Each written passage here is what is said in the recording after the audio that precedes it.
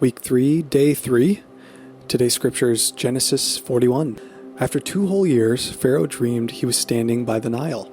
And behold, there came up out of the Nile 7 cows, attractive and plump, and they fed in the reed grass. And behold, 7 other cows, ugly and thin, came up out of the Nile after them, and stood by the other cows on the bank of the Nile. And the ugly, thin cows came and ate up the 7 attractive, plump cows. And Pharaoh awoke. And he fell asleep and dreamed a second time. And behold, 7 ears of grain, plump and good, were growing on one stalk.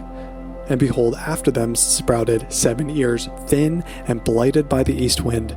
And their thin ears swallowed up the 7 plump, full ears. And Pharaoh awoke, and behold, it was a dream.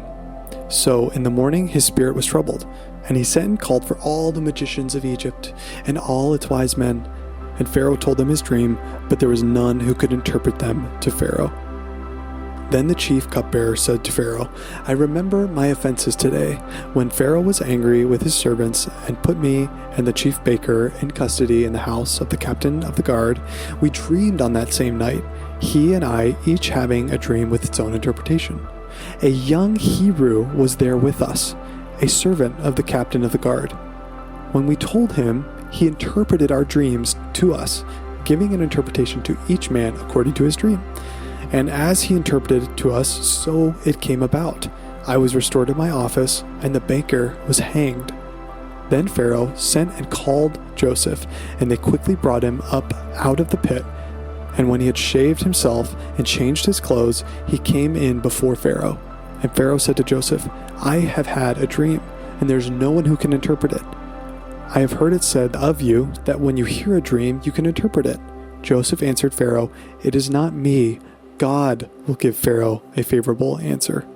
Then Pharaoh said to Joseph, Behold, in my dream I was standing on the banks of the Nile. 7 cows, plump and attractive, came up out of the Nile and fed on the reed of the grass. 7 other cows came up after them, poor and very ugly and thin, such as I have never seen in all the land of Egypt.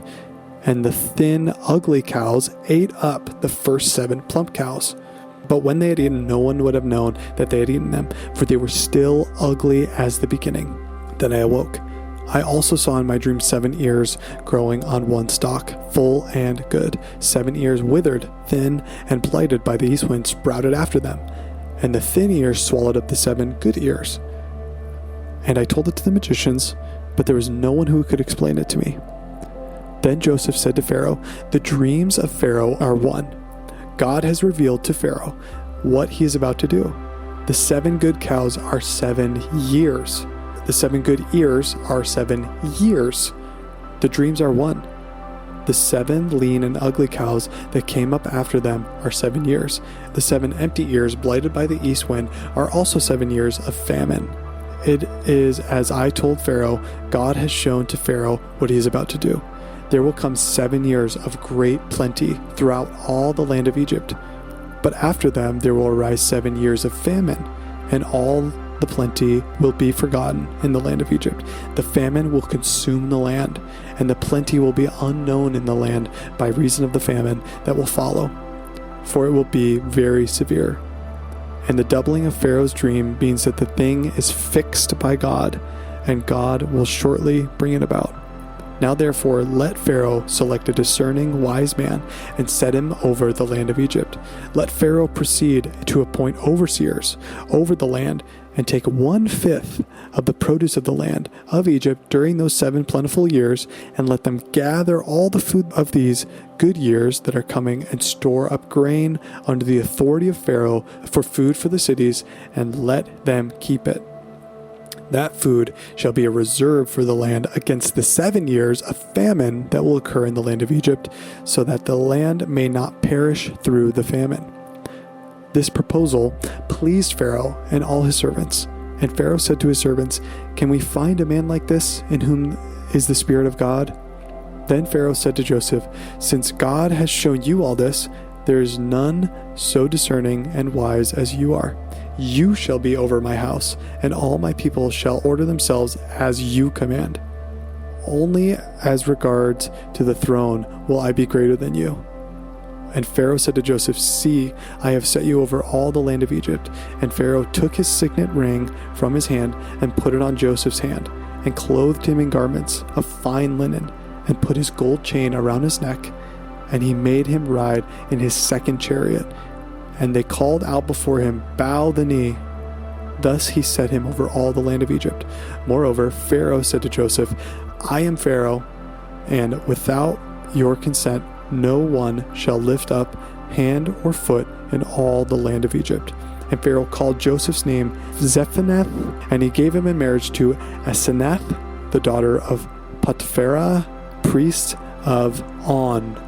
So Joseph went out over the land of Egypt. Joseph was 30 years old when he entered the service of Pharaoh, king of Egypt. And Joseph went out from the presence of the Pharaoh and went through all the land of Egypt. During the 7 plentiful years, the earth produced abundantly, and he gathered up all the food from those 7 years which occurred in the land of Egypt, and put the food in the cities.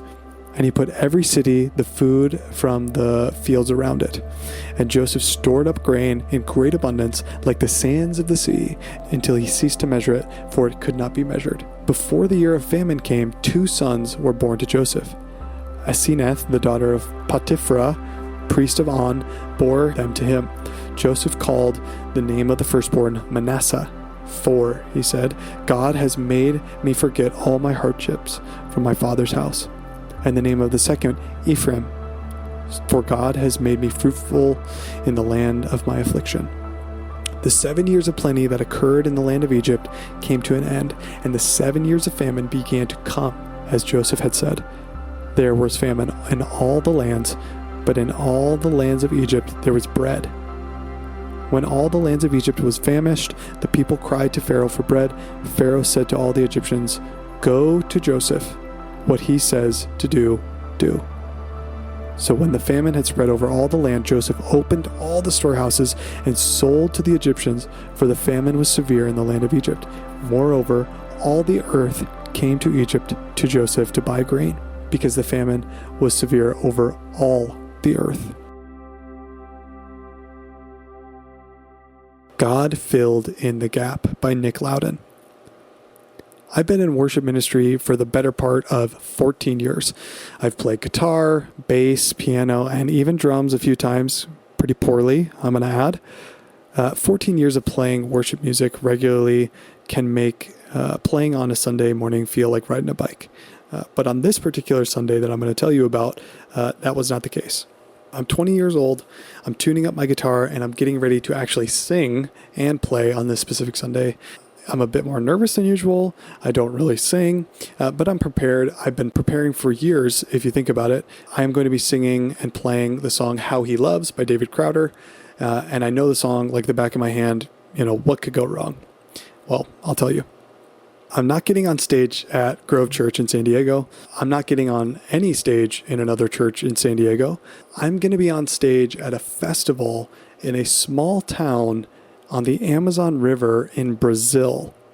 I'm on a mission trip, and the church in this town has put on a festival and decides that the one kid on the mission trip who knows how to play guitar, me, should get on stage and lead worship. This town has a population of about 2,500 people, and every single one of them is at this festival. There are 2,500 people in the crowd. When I get on stage, it hits me. This is going to be bad. I can't sing, and there are a ton of people here. No amount of preparedness can make this go well.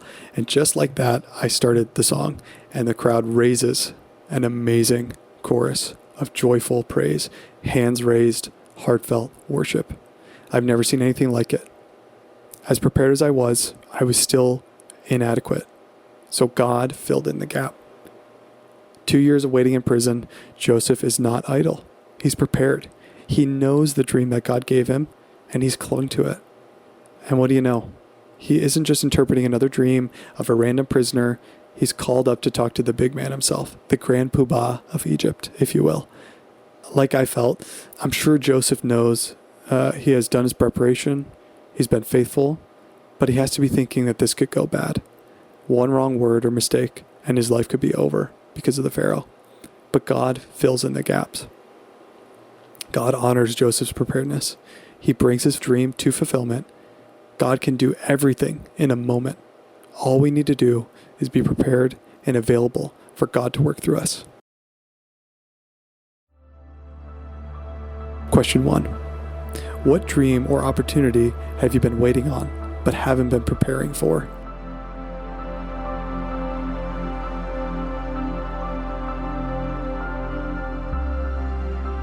Question 2. Where in your life do you feel like you're waiting in prison and no idea what's next?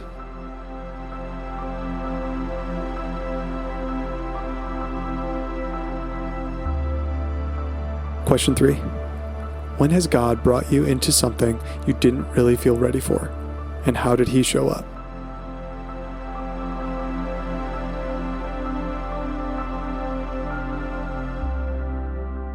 Daily prayer. Lord, your timing is perfect. There's nothing I can do to force your will. You hold it all in your hand. I choose today to rest in your truth. Not my will, but yours be done. Amen.